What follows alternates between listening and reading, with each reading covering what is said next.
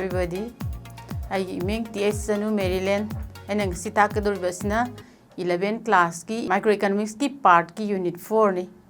Unit 4 is the behavior of consumer and producer ni. Adu ngasi pakikadur topic asina consumer behavior. Consumer behavior si naina jingai mamang da ikuina consumer si kadai bu ko bugi habdu hana khaminasi. Ahan bada consumer haragadi kanano habibu aikoigi economy amana puthoiba goods and services khuding mak asibu leiraga seasonariba mi khuding mak adubo ikoina consumer ni haina khangnai aduna consumer singsigi magi behavior di magi mawong matau mana potje karmaina leiba mana magi satisfaction kamaina phangba haibaduni aikoina ngasi naina ga doribasi aduna masigi matangda aikoina approach mayam ama lay ahan bada utility approach haibase asini naina doise utility approach of consumer masigi theory si kari the base tawbage bu individual preferences and utility derived from the consumption of goods and services to aduda base tawraga puthokpa duguma makhalgi approach ne masigi approach asigi matungina individual choices can be ranked according to their preferences haibasine haibadi consumer amagi magi apambase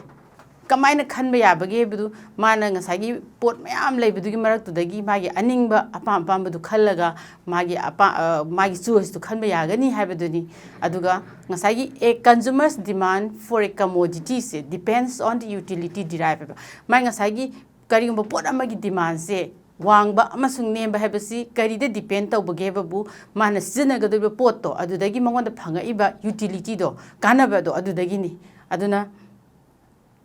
mathangda ikoina utility habse kari no habdo khangminarasi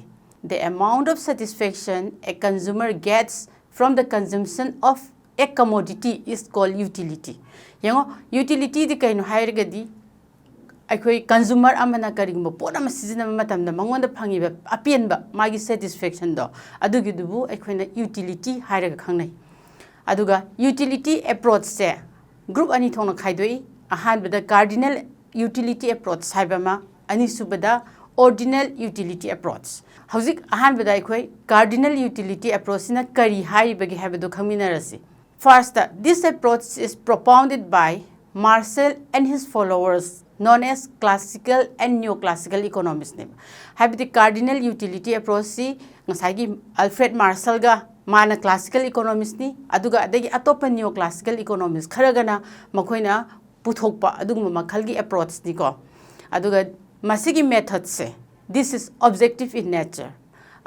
objective ni made objective the base tawi aduga mu mahangna mukari khali makoina mukari khali utility is observed to be numerically measurable habidi mangasagi cardinal utility approach na min tawrise aikoigi consumer amagi magi utility natragana magi satisfaction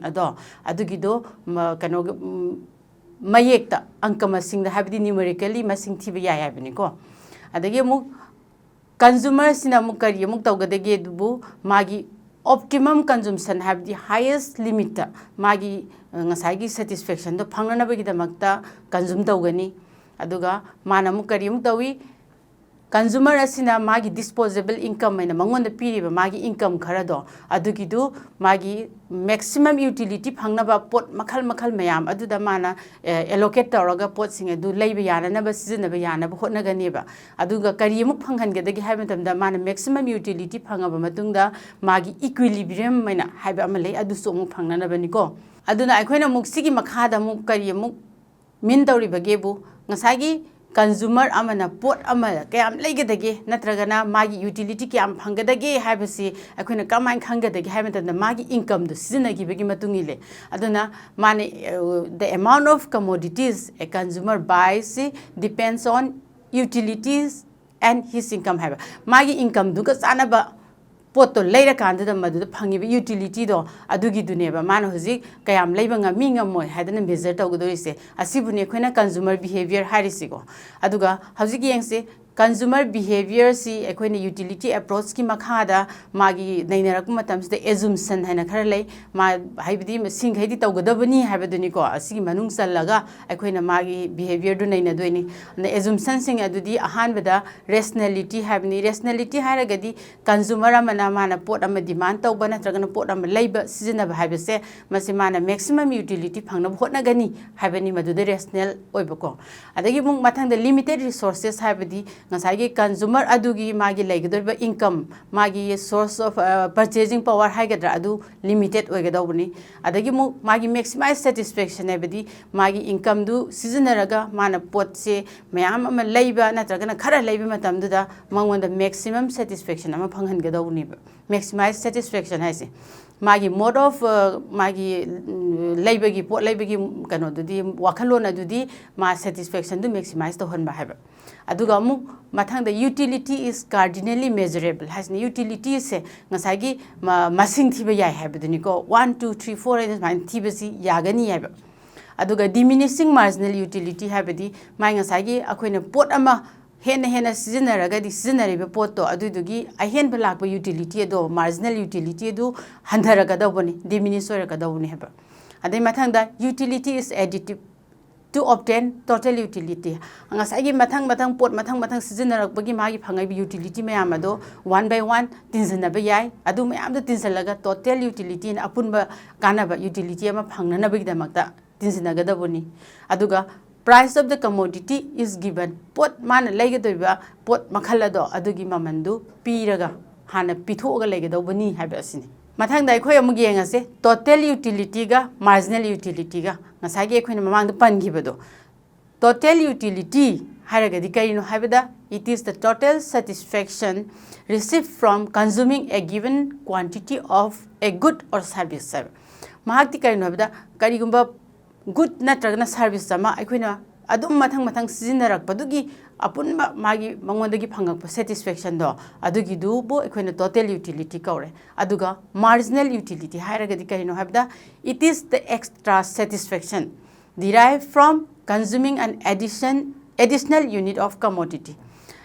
marginal utilities na ngasagi pot ama sarambadagi natragana ama sizinarambadagi extra ama sizinarappa matamda madudagi ahenba potdugi adudagi phangakpa utility adubu marginal utility na ekoina haire ana magi symbolically iragadi marginal utility si kariga manabage bu total utility of n commodity minus total utility of n minus 1 habasni aduga n is na karino any given units of a commodity ni sa sizinagi and the relationship between marginal utility and total utility se akoina table ama amasung diagram ama ani thokna phasana nainaba yagani ko table am piraba diagram am piraga nainaba yagani aduna ahan bada akoi table se yengase sida piriba table sida yengaga akoina marginal utility na kamai tawba total utility na kamai tawba haibadu uba phangani table se akoina khange total utility se ngasagi magi fourth unit of consumption of apple gi table ni akoina piri se ko 1 2 3 mayam ama series that apple mathang charakpa gi pire aduga kalam amadana total utility gi pire mathang dana marginal utility pire masida table sida ge khoin uba phangi se kaino hai matamda fourth unit of apple do adu saba phobada mai ngasai gi total utility je adum hengalaga layeba masing ji hengalaga lay aduga ngasai gi marginal utility gi kalam da mu gengsi madi kam dawi magi ngasai gi apple se sab se sum masing hengalakpa taraga su marginal utility di adum handhare aduga ngasai gi total utility se mase magi maximum oiba jaga ama laeko mai maximum oiba jaga aduda manga khoina kari oigeda geda maximum total utilities na maximum oiraga amuksu muk mathangi muk pot ama muk apple ama muk hena saba matamdu dadi magi utility du ahong balaitre constant oireba ngasai utility du na constant oirak matamdu dadi marginal utility sum handara lakadu zero da hadare adagi mo haujiki marginal utilities na zero oiba points se asigi sibo khoina kari hain haibage bu ngasagi utility di maximum total utility di maximum oigrabani na madu point of satiety natragana equilibrium hairaga khangnai equilibrium point of the consumer ni aduga ngasagi total utility se my maximum yogro matungda di it will start declining handarani ba masing de sum utility handarakani total utilities na sum handarak marginal utility rom da di kaidore mahakti negative oirani ko negative aduna size da khoine uribasi table sida magi 6th unit of consumption do sab matam da di marginal utility do negative da lae hauji akhoi total utility amasung marginal utility si khangraba naina graba matungda akhoina law of diminishing marginal utility haiba mamu lay maki law se ekhoina naina da yade maram di consumer amagi behavior do khangna na bhona bada aduna hojik magi law of diminishing marginal utility asina haiba sikari no da khoi yeng se ko as a consumer consumes more and more units of a specific commodity the utility derived from the successive unit goes on diminishing haiba adi manang sagi statements na pallise ma ngasagi consumers na pot ama hanjan sum sab matamda pot ama khangni specific commodity harise pot makhal mayam na te ko ana specific oiba commodity ama khang mana sum hanjan sijina bana tragana chaba matamda da magi ngasai successive unit of commodity do adugi do sijina badagi pirai ba kana bi extra do adugi do diminish oiraga adum laigani handarakani habani ana magi masigi loss na karida fek hum khak the base tawi sida ahan bada karinobu total wants of a man are unlimited but its single one can be satisfied akoina human wants is unlimited and high ragasu ngasagi mi amagi single want of a commodity single commodity du gi apambudo adugi dudi limited oi aduduna satisfied satisfaction je phanghan banga mi habaduni adagi ani suba point na different goods are not perfect substitutes for each other haba ngasagi pot makhal khuding mak piri ba singse sije amana amagi mahut sab chana sinba yadaba pot amaka oigani maram ne khoina sigi diminishing marginal utility ki law se nainari ngai marak ki wari ne masi nainari ngai da khoina magi pot makhal mayam piraga su they are not perfect substitutes sab je khoina we have to keep in mind adai mathang da muk magi marginal utility of money se si se constant oi haba habidi given consumers income and wealth mi dugi maran mathum je piraga lairaba matam sida mai ngasagi paisa dugi money dugi marginal utilities se constant oraga laigani ahong belai roi habiduni aduna masigi law se law of diminishing marginal utilities isu ekhoina table natragana diagram da ekhoina dum phajana explain tawba yai ko yengsi saista ngasagi mathak da piriba total utility and diminishing marginal utility habe khoi table ma mamang da pi hibado aduda adum makha tana samdharaga nainaraga yengasi sida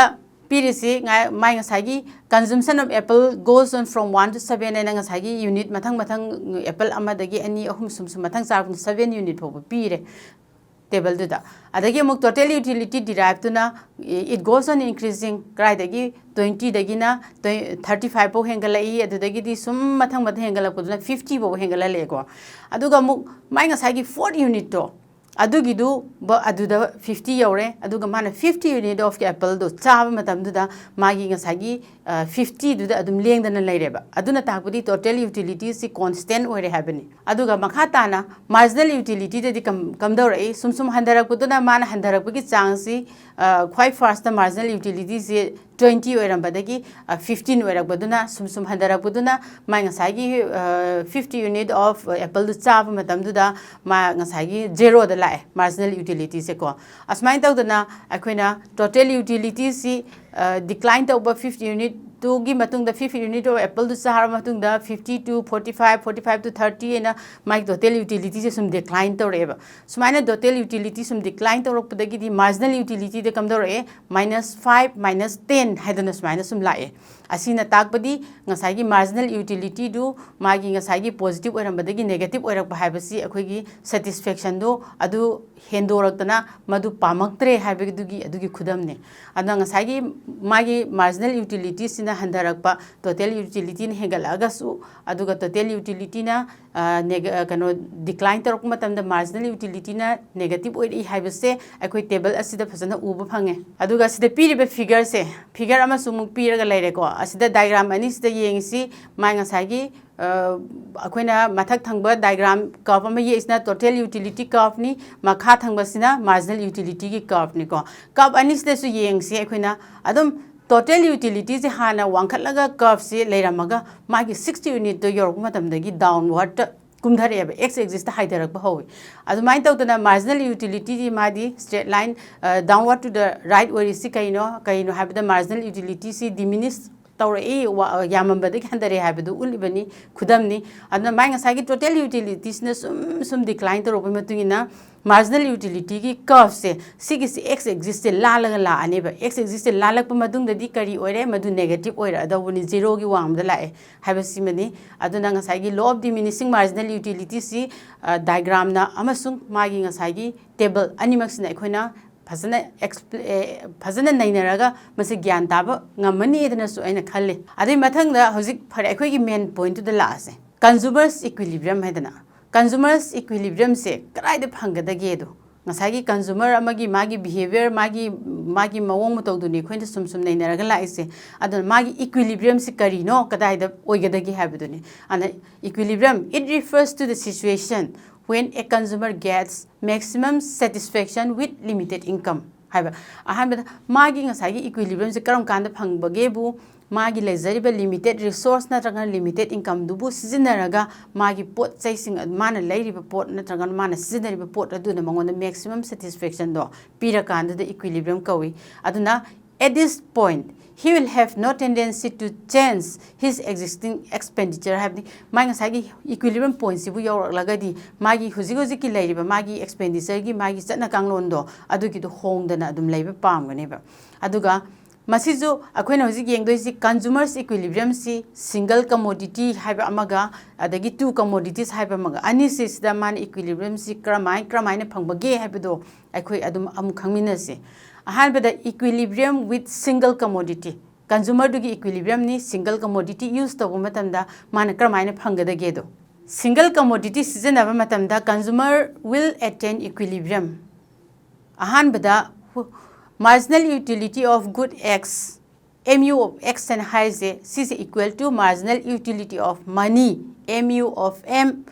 or price of X, have the PX and a symbolically P, Siga, marginal utility of money, duga, anidu manaba point to, aduida consumer dugi equilibrium point organico, aduga ngasagi, see the high is the kind of price paid must be equal to the money value of marginal utility derived happening. Mana pot to labor matam the pot to give bigger mamanduna, magging a sagi, pangiba pot to adudagi, lady pot to the gi pangiba magi marginal utility do, aduiduga, anidu managadawani have first points in a first condition of equilibrium. Adagi second condition that the combined together have matamda marginal utility of money do, adu the constant way don't never. Marginal utility of money is a home way dobony, adu a home super condition that the mana law of diminishing marginal utility do, adu the applicable way have marginal utility must go on diminishing habituni. A sigi condition a home say a sigi sibu later gadi, a consumer to equilibrium pangani having. And a masigi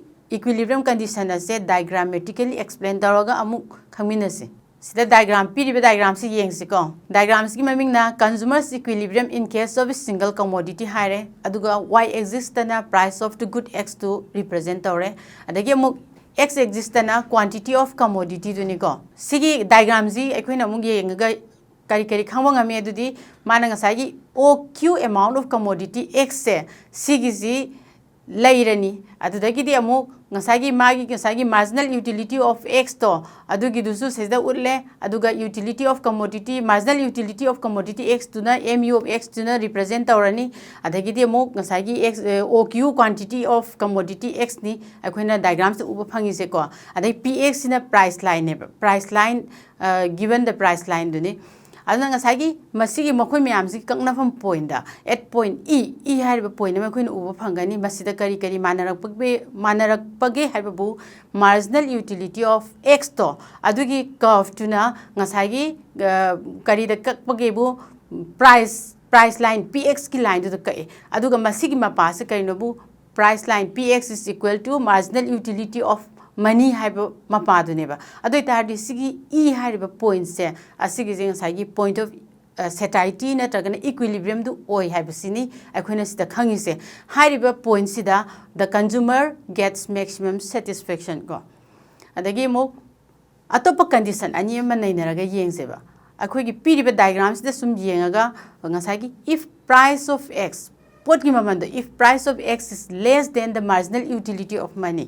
adu di pot ki maman price of x to na marginal utility of money to dagi hena taraba handharaba adu taragadi kaidau gadagi hababu consumer do na mai ngasai ge commodity x to adu gi do man he will continue to buy adu na more and more of good x to mana sum hanjan later kanduda at last magi marginal utility of x to ga price of x to adu duga manaba jaga adu yaudri ba ma adum later continue tawraga laiganeba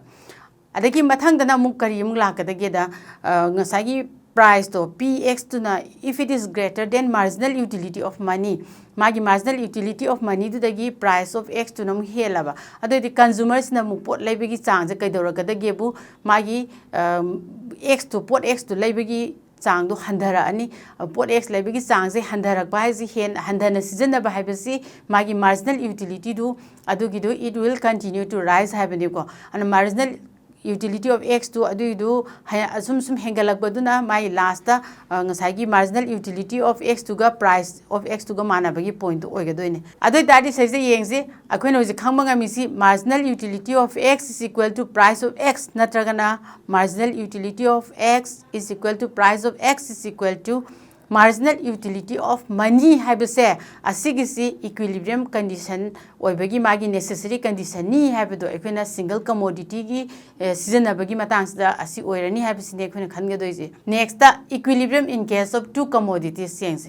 commodity ani season raga ahan badana commodity amaka season abagi magi equilibrium condition pigre hajik ngasagi commodity mi amana sinagadoi not only one commodity but more than one commodity neba adna koino ji yengadoi si commodity amakhak se seasonaba nataba ani seasonaba gi chang se on basina mu kari da khangba ngamba ge bu mai ngasai gi atai commodity makhal mayam ama mi amana seasonarak podo adu gi dusu loina mak ekhoina message da khulai oina seasonaraga nainaba yagani ba maramdi yengo in reality consumer consumes more than one commodity ni adu itardi ekhoina si gi matang sida nainaba sibuna kari kauboge bu law of equimarginal utility and haganeba equimarginal utility law of equimarginal utility sina commodity ama natragana ama dagi henba pot mayam ama seasonaba da magi resource to allocate tawba yabagi khudong saba du matang sta phangani aduga ngasagi equimarginal utility gi law sibo khana kari haina khangna bage bu law of substitution haraga ju khangnai adagi law of maximum satisfaction haraga ju khangnai adagi Gaussian second law haraga ju khangnai and hauze ekoi masigi law of equimarginal utility se amok nainaraga yengs this law is based on law of diminishing marginal utility ngasagi ekoi mamangda naina ki law of diminishing marginal utility the base taraga nainaba aduguma makhalgi law nina ekoina magi ngasagi law of diminishing marginal utility DMU habdo aduda seasonagi assumption mayam du loina ekoi site apply to seasonaganeba masite yengase akoi commodity ani khaglawani x and y have a commodity ama x and y commodities si khagnate we can take a number of commodities but for time being we are going to analyze only the two commodities and aside yengse consumer allocates his money income between goods and to attain equilibrium habis ma good ani si gi marak sida consumers na ma gi leiba income du adugi du allocate tawgani aduga mana equilibrium phangna bo hotna rakadoine and my conditions requirements sing do what are the conditions required to attain this equilibrium do akoi mathang yengse ahan bada case first case when yengse ko masida haigisi marginal utility of last rupee spent on its commodity is the same habiti ngasagi magi commodity ani du da commodity x and y koina logre ani du da mana paisa si thadaraga seasonaga doriba do adu du dagi phangakpa marginal utility sing ado adu gi du chap mana gadabani habini ba aduna yengsi masida pali symbolically marginal utility of x divided by price of x must be equal to marginal utility of y divided by price of y must be equal to marginal utility of money habiduni asigisi magi case 1 condition 1 hagadra akoi equilibrium phangnabagi almasi yengase first case se ko akoi mana hojagi ahan bada masigi case 1 sigi matang se khoina mung naina gadorisi marginal utility of x divided by price of x to adugi duna amuk if it is greater than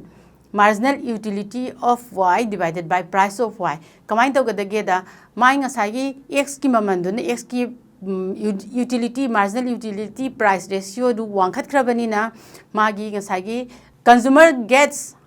higher MU per rupee in case of good X having good X to labor to the season of the hen marginal utility to Pangramina mana kaidoraka gebu mayangasagi good X to hen sum later never good X to hen sum later gadi why the hen X to hen later gadi karitorani magi marginal utility of commodity X to adum handaraga lagla neba adudi marginal utility of X tuna sum handaraga marginal utility of Y tuna sum hengalakpado adugi tuna adum continue tawrakan the last kari tawraga de gebu consumer tuna karamba matang da toka da gebu marginal utility of X divided by price of X to aduga marginal utility of Y divided by price of Y do ani duna manarak mapado adubo see process lakani aduga case to the combine to gebu marginal utility of X divided by price of X to adu namu marginal utility of Y divided by price of Y do adu dai handharaba adu tardi combine to the gebu mana torokodoisi good X to the Y do ni hen later neba Y ni hen later gadi magi marginal utility of good Y will go on falling diminishing neba aduga marginal utility of X will go on rising ani to smina amana rise to man handarabudu mu continue toroga magi ngasagi marginal utility of X divided by price of X equal to marginal utility of Y divided by price of Y is equal to marginal utility of money do adubau yonaba adum magi process to satharakaneba adu tardi akoina size da loisin subsan be yabadi karino bu mai ngasagi marginal utility of good X divided by price of X equal to marginal utility of Y divided by price of Y say it is a necessary condition to attain consumers equilibrium into commodity model haibasini adagi case 3 dadi ahum suba case di karino bu marginal utility falls as consumption of a commodity increases haiba adi ngasagi condition ahum kak pi gibedo ahan ba ani suba nainagre last case di marginal utility of the commodity do adugi do koina pot hen sizinnarakpadagi my utility do handaragadabani haibasibani it is adum applicable oiraga adum nainabada yawrabani ko adna koina hoji yengadoisi aroi boina mai ngasagi magi lastly akoina conclude tawba yaba condition di kainobu consumption of two commodities will be in equilibrium when he spends limited income in a way that ratios of marginal utility of two commodities and their respective prices are equal habasda akoina masigi two commodity model gi equilibrium se loisilani ko ana akoina ngasai utility approach ne na ba matam du da approach ani khak lai hi cardinal utility approach habanga ordinal aduna cardinal utility approach to nainagraba matungda hausi utility approach sena amamung lairi masi amuk haipet jengminasi kaino the cardinal utility do adugi magi asonba magi defective mayam do adugi du laire hedan haibadagi ordinal utility approach se amuk puthok laga nainarakpane aduna masigi approach kana na puthoropage bu J.R. Hicks and R.G.D. Allen haiba makoi sibu phena modern economist hairaga khangnaba kangbudu nung puthorakpane and makhoigi matungina di kari hage bu utility cannot be measured numerically haiba makoi na ngasagi asonakanda mamangi cardinal utility approach na haiba utility measure to buyai masing thibiya habdo makhoigi motadi madu yade aduduga magi anoba ordinal utility approach na subjective in nature su oi aduga mok mana mukari mu haibagi makhoida mukari haibage bu moidi qualitative measurement of utility se yaiba aduga utility se ranking bi yai sineba moin harisna aduga mu masidi khoina kari da nainagadagi haibabu ordinal utility approach di indifference curve analysis sena haiba amalai aduna indifference curve se assista utility to measure tawgadobani haibaduni and a consumer's equilibrium can also be determined with the help of indifference curve ana mokon haire adu tadi khoi indifference curve to yengaga consumer na equilibrium combine attain tawi haibadu amkhangminaras consumer's equilibrium on indifference curve sida we have to know first what is indifference curve. IC is a graph that shows the combination of two goods or commodities. Indifference curve is karinobu graph amane masigi graphs the kari pi dibagebu combination of two commodities ki point to adu piba good ani laibagi magi ngasagi yanaba point do adu bu utliba adugum makhalgi curve adubu indifference curve ni ko aduga yengse mathang da mu the point of maximum satisfaction or consumer's equilibrium is achieved by studying indifference map and a budget line together have akhoni yenga do is consumer's equilibrium sinai nagi hairaga di kamain to ge da magi budget line hen ama lay consumer dugi magi ngasagi magi disposable income do adugi duna laiba ngamba pot laiba ngamba gi sakti haibadu khangnaba line ama adu budget line kawi aduga indifference map to aduga mabani se punna khona naina minara kan da equilibrium du puthor pangam doine adagidi mo kamaina consumers ne equilibrium lege da madi a consumer is said to be in equilibrium at a point where the price line touches the highest attainable on IC curve from below adudinga saigi mainga saigi pot ki maman price line natragana khoigi budget line do ani duga mainga saigi indifference curve to adugi duda magi highest attainable point abdi price line duda touch tawba yaba area do adugi area duda consumer na equilibrium phangani habane adagi amuk magi ngasai consumer sina in indifference curve ta magi equilibrium phangnabagi my conditions sing du kari no haiba matam da man haris ahan bada given price line should be tangent to an IC curve or marginal rate of satisfaction of good X for Y. Adubuna marginal rate of satisfaction X or Y in a bracket among the period. I say must be equal to the price ratio of the two goods. That is marginal rate of satisfaction of X and Y must be equal to price of X divided by price of Y. Magi condition. First condition. The second condition that the IC curve must be tangent to the origin at the point of tangency. My sagi indifference curve to adugi duga my sagi kano duga my point of origin do aduda masagi at the price line the tangent amo in a period price line do ade to the masse thing nagadam ni kaknagadam ni habaniba aduga magi ngasagi equilibrium sin nainanabagi matang da so assumption khara lay my assumption sing dudi kari no hai matamda ahan bada rationality ani so bada utility is ordinal adagi consistency of choice of goods perfect competition adagi total utility of the consumer depends on the goods consumed adagi mathang the budget constant hariba pot mayam asi given oigedabuniba consumer must be rational haiba do mamang the peak with the maximum satisfaction phangna hotnaga dawani haiba aduga ngasagi piriba utility mana pot ama season aba matam da phangaiba satisfaction sing adugi du order 9 ama sing ordinal oigadamni order na henba yaga dawani haiba judgment piba yaga dawni ranking piba yaga dawni haiba adagi consistency of choice of goods adi piriba pot makhal sing do adugi du da pot ani combine dawraga mana leiga doriba season ga doriba do adugi du pot sing adu loina consistent ohenga daw aduga there must be a perfect market aba mana pot do leiga mafam ado perfect competition leiga dabani pot ki mamando loina khangnaba abandi hongdo hongjin naiba oroidaba dugum makhalgi market oigedabani habani adagi mo mai ngasagi total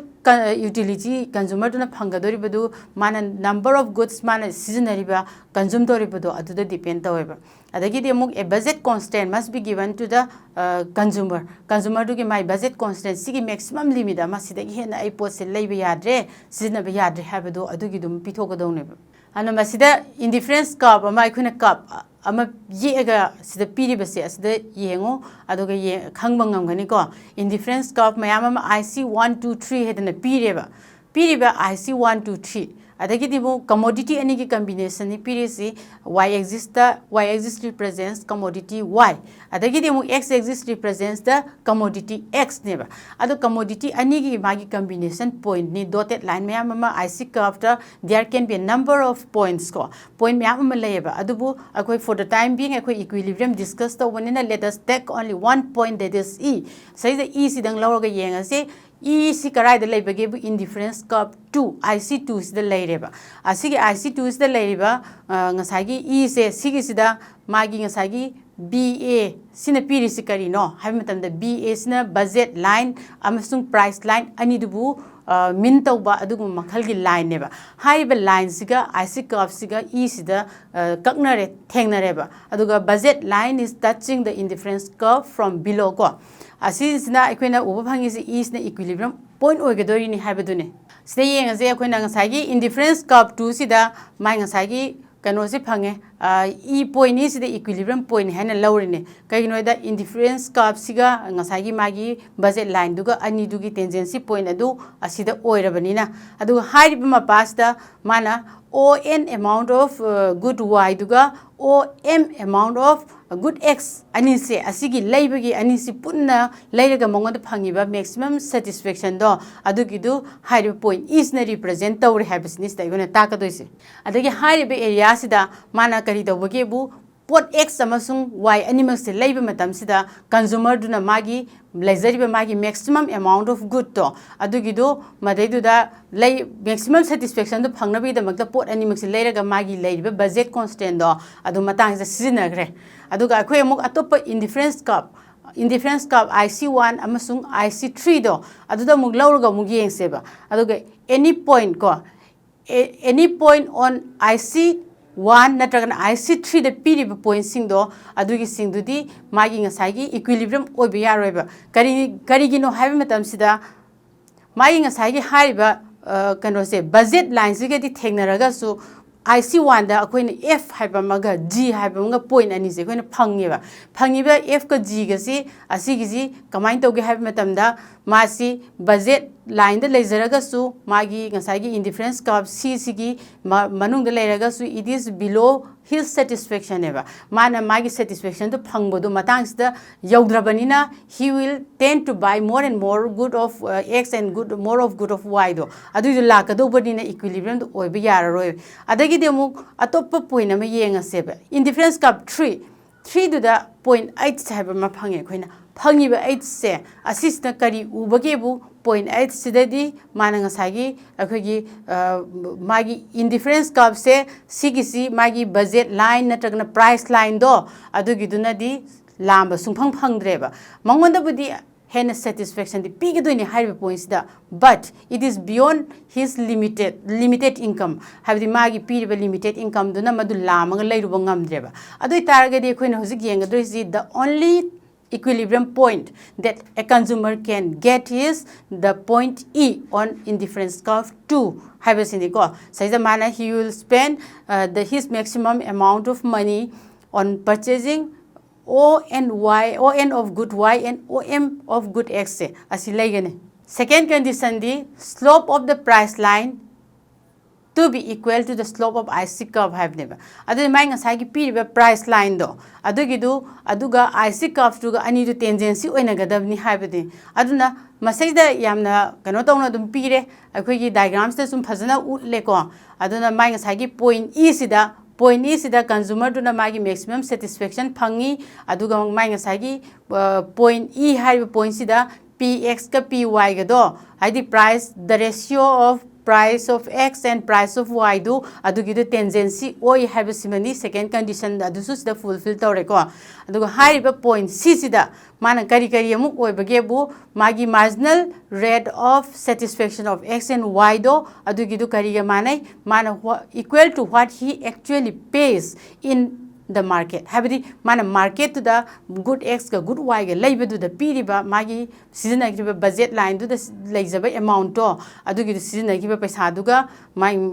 both marginal rate of satisfaction do adu duga chap manare and habini adu na haiba point e se asina adum equilibrium point oire habisini akhona lawdoise third condition dadi indifference curve should be convex to the origin haiba ananga sagi indifference curve se my origin haidi zero do no original point ni mangon the convection gadabni haiba se indifference curve 2 se asigisina adum yam phajana utle that indifference curve IC2 is convex to the origin aduna akhoi hojik bulap subsalaga khangbang yagaduri se kari noibu mai ngasagi consumer si point E to the equilibrium oina phangani aduga mana market ta leiriba basket of good x and basket of good y do adugiduna mangonda maximum satisfaction do pire adugiduna hariba point E se the marginal rate of satisfaction of x and y is equal to price of x and price of y ratio do aduga manare habisida akhoi dum loisan ba yare ko haji agoina ngasagi consumer behavior se ne matam da approach ani khak naina khre ahan da cardinal utility approach ani subada ordinal utility approach adu akhoi no ji yeng doi si they are not perfect mana makhoi gi piribe assumption mayam du gi matung in naina pangak tani masi some are applicable and some are not applicable adu duna hairiba pot ani makse ani naina riba ani maksigi makhoi gi limitation khara su lei asi singdu samlamna khara khangminarasi ko ahan bada mana assumption of constant marginal utility of money have say asigisi it is not applicable in our day to day life similarly aduga amuk indifference curve analysis se sigise manadi akogi ngasagi modern economics singduna di indifference curve analysis si it is ngasagi hena advanced oi adagi hena kano oi dynamic oi re haiduna puthorapani taygumasung mana ngasagi professor robertson sina kari hairam bagebu it is all wine in a new bottle ne haiba kaino hai matamda mamangi cardinal utility analysis to ordinal utility indifference curve analysis sida ma adum fit tawsalaga adugidu adum naina bada hapsan bani ena adumaina min toromi aduga amuk ordinal utility analysis se haibigi wani mana ngasagi ekhoi utility sibu adjustment da ranking pbi khol hedana adu that is not possible ko adu na ekhoi na khangadoi mai ngasagi there is no measuring rod of utility habase sigise ekhoi na khangadam utility mi amana kana phangba dagi mi amagi satisfaction do adubu on na ba measuring rod se sunglai leiti habaduni ekhoi na min tawgadoise aduga ngasagi cardinal measurement is implicit in IC technique habase sisu kaw yaroi maramdi cardinal utility analysis to adugi approach tugi adum part khara adum lawsalaga somda IC curve analysis to yawsalak bana maram moiduna aduga amuk indifference curve is non transitive habase magane high limitation khara se asigi se khangaga ngasi ko ina di ekoi matang se loisilasi aduga next class ta akoi unit 4 gi producers equilibrium da amuk nainaras